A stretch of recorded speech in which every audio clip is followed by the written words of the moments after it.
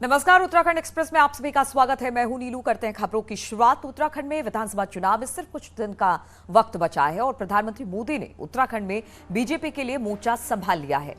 आज प्रधानमंत्री अल्मोड़ा दौरे पर रहेंगे, जहां पर चुनावी जनसभा को मोदी संबोधित करेंगे। अल्मोड़ा लोकसभा क्षेत्र की सभी विधानसभाओं में वर्चुअल प्रसारण होगा मोदी की रैली का। तो आज प्रधानमंत्री अल्मोड़ा में रहने वाले हैं, यहां पर एक जनसभा को संबोधित करेंगे और सबसे बड़ी बात यह है कि इस दौरान बाकी जगहों पर भी विधानसभाओं में वर्चुअल इस जनसभा का प्रसारण किया जाएगा।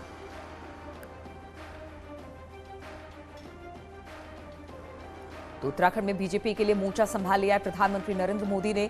अल्मोड़ा दौरे पर आज रहने वाले हैं, जहां पर चुनावी जनसभा को संबोधित करेंगे और अल्मोड़ा लोकसभा क्षेत्र की सभी विधानसभाओं में वर्चुअल इस सभा का प्रसारण होगा।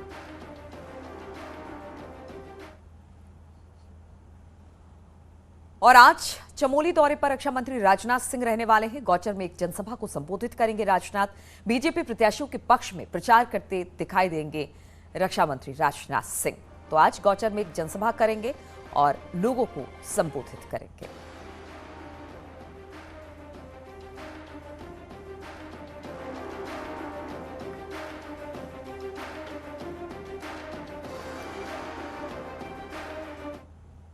और चुनावी अभियान पर सीएम धामी खटीमा भीमताल बाजपुर में रहने वाले हैं। सीएम दोपहर 12 बजे भीमताल में एक जनसभा को भी संबोधित करेंगे। दोपहर करीब 2 बजे बाजपुर में जनसभा रोड शो करने वाले हैं और शाम को 4:30 बजे से खटीमा में सीएम रहने वाले हैं।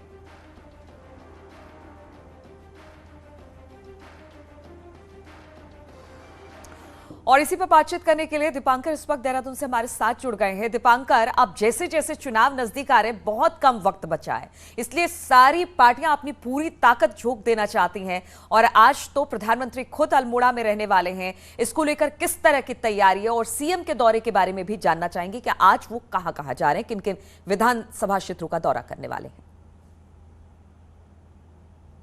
बिल्कुल नीलू, 36 घंटे से कम का वक्त अब चुनाव प्रचार में बचा है। कल 12 तारीख शाम 5 बजे चुनाव प्रचार बंद हो जाएगा और अब जो तैयारियां फाइनल फेज की, उसमें दोनों पार्टियां कांग्रेस बीजेपी ने अपने सभी बड़े नेताओं को मैदान में उतारा है। आज प्रधानमंत्री नरेंद्र मोदी की दूसरी रैली अल्मोड़ा में है। कल जो वो श्रीनगर में थे, आज अल्मोड़ा में, कल वो रुद्रपुर में रहेंगे। इसके अलावा मुख्यमंत्री पुष्कर सिंह धामी आज खटीमा में पहले सुबह 2 घंटे 9 से 11 बजे तक खटीमा में रहेंगे। उसके बाद भीमताल जाएंगे।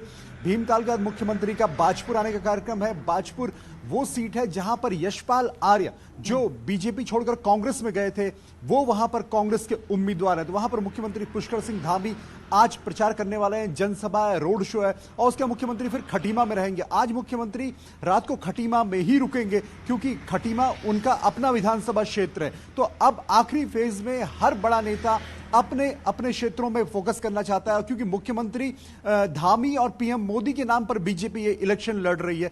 ऐसे में दोनों के ऊपर बड़ा दारोमदार बीजेपी को लेकर है कि लास्ट फाइनल लेग में किस तरीके से पूरे प्रचार को अप किया जाए। नीलू, बिल्कुल। और सबसे बड़ी बात है दीपांकर कि अब तक तो वर्चुअल रैली ही प्रधानमंत्री करते रहे, लोगों से जुड़ने का तमाम कोशिशें उनकी रही है, लेकिन अब जैसे जैसे चुनाव नजदीक आ रहे हैं, कोशिश यही हो रही है कि ज्यादा से ज्यादा जगहों पर प्रधानमंत्री पहुंचे, क्योंकि आपने भी जिक्र किया कि प्रधानमंत्री मोदी और सीएम धामी के चेहरे पर ही इस चुनाव में बीजेपी उतर रही है।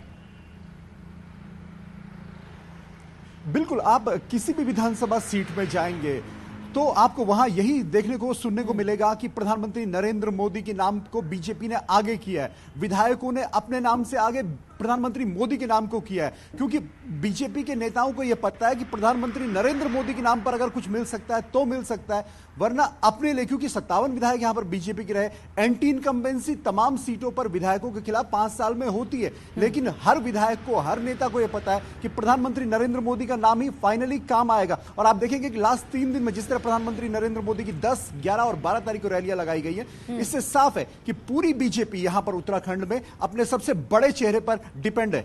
नीलू, बिल्कुल। चलिए, बहुत बहुत शुक्रिया आपका दीपांकर हमारे साथ जुड़ने के लिए।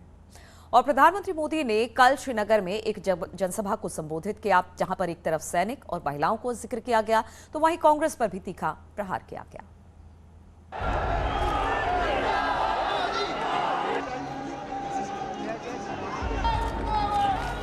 अब मैं निवेदन करना चाहूं प्रधानमंत्री मोदी श्रीनगर गढ़वाल के दौरे पर थे। बीजेपी ने उन्हें सुनने के लिए 12 अन्य जगहों पर भी व्यवस्था की थी। पीएम ने सबसे पहले देवभूमि के साथ अपना अटूट रिश्ता जोड़ा। पीएम ने कहा कि मैं बाबा केदार के बुलावे पर उत्तराखंड चला आया। उन्होंने कांग्रेस पर भी हमला किया और कहा कि चार धाम का नाम सिर्फ सत्ता के लिए ले रहे हैं। जब ये सत्ता में थे तब इनको कभी चार धाम की याद नहीं आई। जिन्हें यहां आस्था ही नहीं, उन्हें भी अब चार धाम की याद क्यों आ रही है?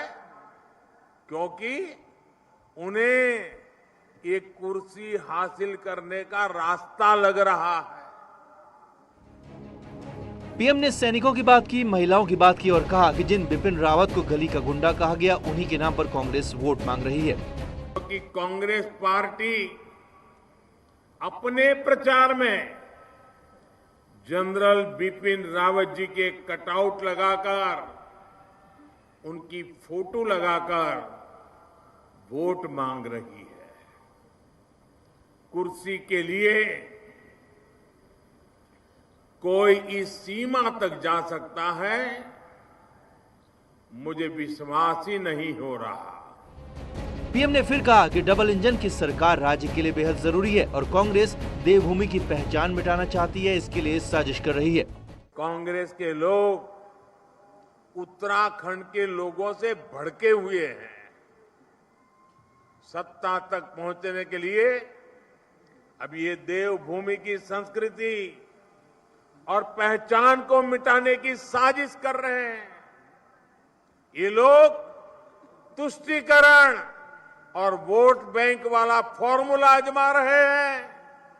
प्रधानमंत्री नरेंद्र मोदी का आज का पूरा भाषण सैनिक, पूर्व सैनिकों, महिलाओं और चारधाम पर केंद्रित रहा। प्रधानमंत्री ने कांग्रेस पर तंज कसते हुए कहा कि कांग्रेस के लिए चारधाम सिर्फ सत्ता हथियाने का एकमात्र हथियार हैं, तो उन्होंने कहा कि बीजेपी के लिए चारधाम आस्था, विश्वास और सेवा का प्रतीक हैं। कैमरा पर्सन भरत शर्मा के साथ सुनील नौपरवात, श्रीनगर गढ़वाल।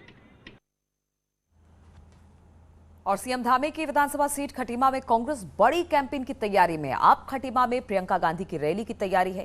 कांग्रेस प्रभारी देवेंद्र यादव ने बताया कि प्रचार के आखिरी दिन प्रियंका गांधी सीएम की विधानसभा में रैली करेंगी। हल्द्वानी और श्रीनगर में भी प्रियंका की रैली होगी। हमारे साथ कांग्रेस के प्रदेश प्रभारी देवेंद्र यादव है। सर, एक फाइनल डे होगा शनिवार 12 तारीख, प्रियंका जी रहेंगी।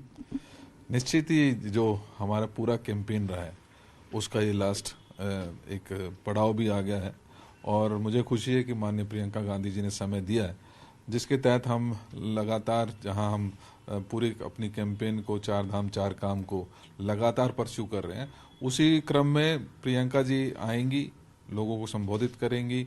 हमारे जो कार्यक्रम हैं, हमारे जो लोगों के बारे में हमने जिस तरीके से, किस तरीके से जो परेशानियां, उनका समाधान जो देखा है, उसके ऊपर चर्चा करेंगे। पहला प्रोग्राम हल्द्वानी और लाल कुआं के बीच में एक ग्राउंड पड़ता है, जहां पर माननीय हरीश रावत जी, हमारे कैंडिडेट सुमित हृदय जी वो रहेंगे और उनके साथ ये हमारा कार्यक्रम रहेगा। उसके तुरंत पश्चात खटीमा में, जहां पर पुष्कर धामी जी चुनाव लड़ रहे हैं, हमारे बहुत जुझारू साथी भाई वहाँ से चुनाव लड़ रहे हैं और मुझे पूरा यकीन है कि जो रिजल्ट आएगा वो निश्चित ही कांग्रेस के पक्ष में आएगा। तीसरी रैली हम क्योंकि अभी तक गढ़वाल के जो पहाड़ी क्षेत्र है वहाँ तक हम जो हमारे टॉप लीडरशिप है वो नहीं पहुँची थी, तो माननीय प्रियंका जी वहाँ पर पहुँचेंगी, वहाँ के कल्चर को जानेंगी, वहाँ की। और पूर्व मुख्यमंत्री हरीश रावत कल हरिद्वार दौरे पर रहने वाले हैं। हरीश रावत हरिद्वार ग्रामीण विधानसभा में कई जगहों पर जनसभा करते हुए दिखाई देंगे। अपनी बेटी अनुपमा रावत के लिए जिताने की अपील जनता से करेंगे। हरीश रावत ने प्रदेश की बीजेपी सरकार को महंगाई, बेरोजगारी, भ्रष्टाचार जैसे मुद्दों पर घेरा है और कहा कि राज्य पिछले 5 साल में पीछे चला गया। हरीश रावत ने कहा कि बीजेपी के लिए अपने धर्म पर अभिमान करना और दूसरों के धर्म का सम्मान करना तुष्टीकरण है। आज आप इम्तिहान के दौर से ऊपर वाले से जरा सा कहिए, पूछिए जरा। आज आप इम्तिहान के दौर से, आज आप इम्तिहान के दौर से ऊपर वाले से जरा सा कहिए, पूछे जरा सा। और उत्तराखंड चुनाव में इस बार 8 ऐसे चेहरे हैं जो लगातार चुनाव जीतते आए हैं और अब एक बार फिर से चुनावी मैदान में है। बीजेपी के 5 तो कांग्रेस के 3 नेता हैं जो लगातार चुनाव जीते हैं। बीजेपी छोड़कर कांग्रेस में शामिल हुए यशपाल आर्या कभी चुनाव नहीं हारे। देहरादून की चक्राता सीट से विधायक और नेता विपक्ष प्रीतम सिंह भी अब तक अजय रहे हैं, जबकि कांग्रेस के ही गोविंद कुंजवाल भी राज्य बनने के बाद हर बार चुनाव जीते, यहां तक कि राज्य बनने से पहले भी वो जीतते रहे हैं। बीजेपी की बात करें तो बीजेपी से अब तक के 5 बार के विधायक बिशन सिंह चुफाल हैं जो 6ठी बार मैदान में हैं, तो बंशीधर भगत 4थी बार जीतने के लिए चुनाव मैदान में है। सहसपुर से सहदेव पुंडीर, ऋषिकेश से प्रेमचंद्र अग्रवाल और मसूरी से गणेश जोशी पिछले 3 चुनाव में लगातार जीत हासिल करते रहे हैं। अब इस बार इन सब की साख दांव पर है। लोगों से मेरा कोई राजनीतिक रिश्ता नहीं है, मेरा पारिवारिक रिश्ता है और मेरी कोशिश होती है, मेरा प्रयास होता है कि मैं इस पारिवारिक रिश्ते को निभाने का काम करूं। मैं तो आभारी हूं चक्रोता के लोगों का जो बारंबार जो है कांग्रेस में आस्था व्यक्त करते हैं। कोई चैलेंज नहीं है। मैं पूरे 5 साल 24 घंटे अपनी जनता के बीच में रहता हूँ, इसलिए मुझे कोई दिक्कत नहीं आती। और जहाँ भी मैं जाता हूँ बहुत शॉर्ट नोटिस पर मैं सूचना देता हूँ कि मैं आ रहा हूँ। आज सुबह 9:30 बजे इनको कहा था कि मैं आपकी सेवा में जा रहा हूँ। छोटी छोटी जनसभाएं हम कर रहे हैं। और कांग्रेस के गढ़ कहे जाने वाले चक्राता विधानसभा सीट पर बॉलीवुड सिंगर जुबिन नौटियाल के पिता और बीजेपी कैंडिडेट रामशरण नौटियाल पहली बार चुनाव मैदान में हैं। बॉलीवुड गायक जुबिन नौटियाल अपने पिता रामशरण के लिए वोट मांग रहे हैं। जुबिन ने इलाके में कई सामाजिक काम करने का दावा किया और उन्हीं कामों के आधार पर वोट मांगे जा रहे हैं। जुबिन और उनके पिता का कहना है कि चक्राता को उसका विकास मिल सके, इसलिए वो चुनाव मैदान में है। 60 साल से एक ही परिवार, एक ही पार्टी के यहाँ पर जो प्रतिनिधित्व चल रहा है। ये कोई राजशाही नहीं है, ये प्रजातंत्र है।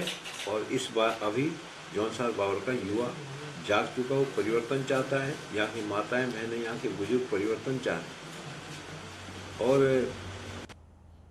और चंपावत जिले के पाटी क्षेत्र में सड़क हादसे में 2 लोगों की मौत हो गई। सूचना के बाद पहुंची पुलिस ने रेस्क्यू कर खाई से 4 लोगों को निकाला। हादसे में 2 की मौके पर मौत हो गई है, जबकि 2 लोग घायल हैं। बताया जा रहा है कि हादसा बीते बुधवार की रात को हो गया था। सुबह होश आने पर हादसे में घायल शख्स ने फोन करके पुलिस को इस बात की सूचना दी और फिर पुलिस ने रेस्क्यू ऑपरेशन चलाया। दोनों घायलों को हायर सेंटर रेफर कर दिया गया है। और रुकेंगे छोटे से ब्रेक के लिए।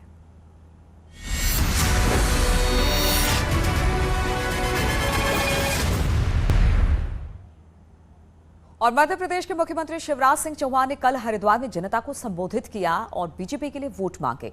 इस दौरान कांग्रेस पर शिवराज ने तीखे प्रहार किए।